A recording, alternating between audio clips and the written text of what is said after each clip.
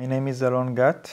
I'm the brother of Alon Gat, who is a hostage in Gaza in the last half a year. And I'm the husband of Yarden Gat, who used to be a hostage in Gaza, was in Hamas hands for 54 days until she was released in the first humanitarian deal. On October 7th, when the missile started, in the house in Be'eri, my parents' house in Be'eri, Kibbutz Be'eri, there were my parents, my sister Carmel, and me, my wife Yarden, and my daughter Geffen, 3.5 years old. And when the missile started, we rushed into the safe room and we stayed there for 4 hours. And at 10:25 a.m., the terrorists broke into the house and they took my mother outside. They tied her hands and they walked her in the kibbutz to a street corner with 4 other people from the kibbutz. And over there they shot her, they murdered her, they brutally murdered her in the kibbutz. And then they came back. My father was hiding in his bathroom and they shot through the door. They hit in his right side, his left side, and luckily they didn't hit him and he was rescued later on at night. And then they entered again to the house, to the safe room, and they took me, Yarden and Geffen, and they shoved us into the back seat of a stolen private car. And when they took us out of the house, I just saw tens of terrorists around, just shooting, exploding things, and controlling the kibbutz, controlling our home. And this is a horrific sight that nobody would imagine it will happen. And when they put us into the car, they drove with us to the main road around the kibbutz, and still from inside. And then they stopped close to where they broke into the kibbutz, and they brought another guy, Tal Shoham, who also visited the kibbutz, and shoved him into the trunk of the car. And then they continued to the fence of the kibbutz where they broke in, and over there they got stuck with the car for about 5 minutes, and they tried to push it out of the bump that they got stuck in. And we are in the car at the back, looking around, and we're seeing hundreds of civilians from Gaza just getting into the kibbutz, looting, doing whatever they're doing, and going out, and just it's like a highway over there, and we are sitting in the car.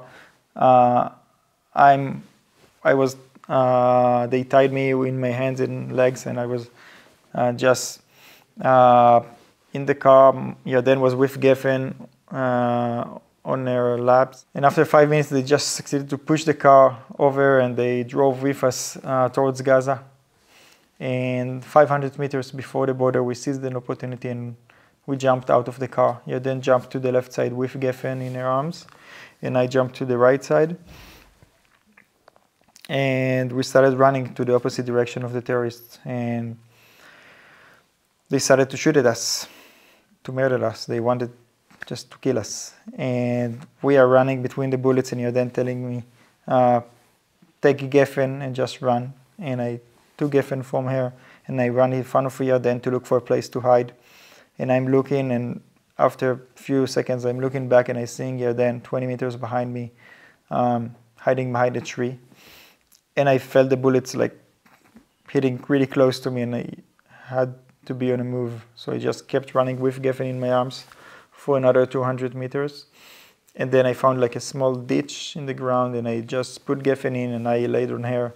And I stayed with her for 8.5 hours. And I told her, we have to be quiet, we have to be silent. And we've been there without any move or sound for 8.5 hours.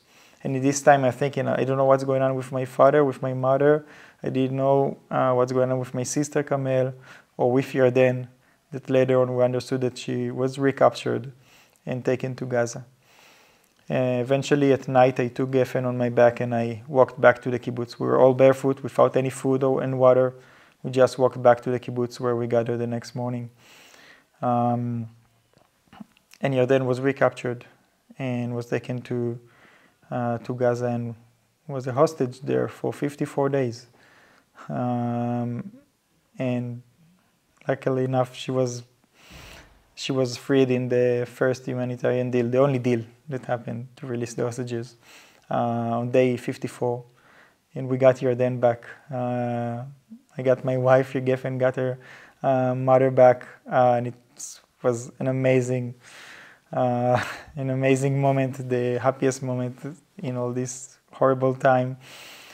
And but it wasn't completed because when the terrorists came again, they took Carmel as well. They took my sister Carmel, and we didn't know anything about her until the other hostages that were freed in the first deal told us that they were with Carmel.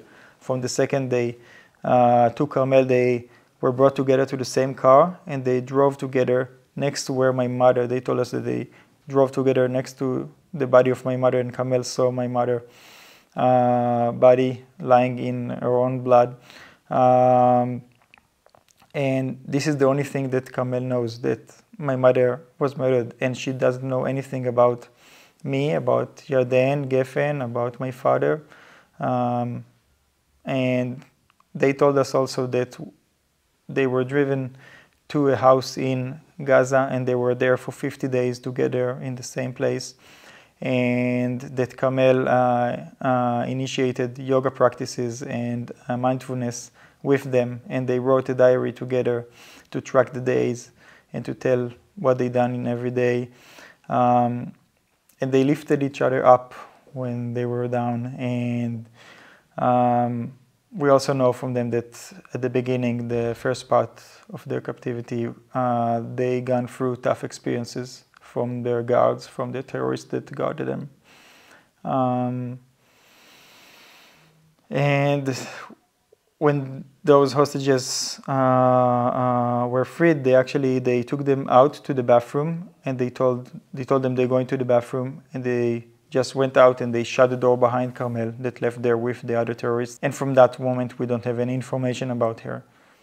And that scares us so much that after we read the UN report about the sexual abuses that's going on over there, and after the evidence that we have from hostages that came back, like Amit Susna, that telling us that every day there is abuses, there is rapes, and it's a torture. Every second there, it's a torture that there is suffering there.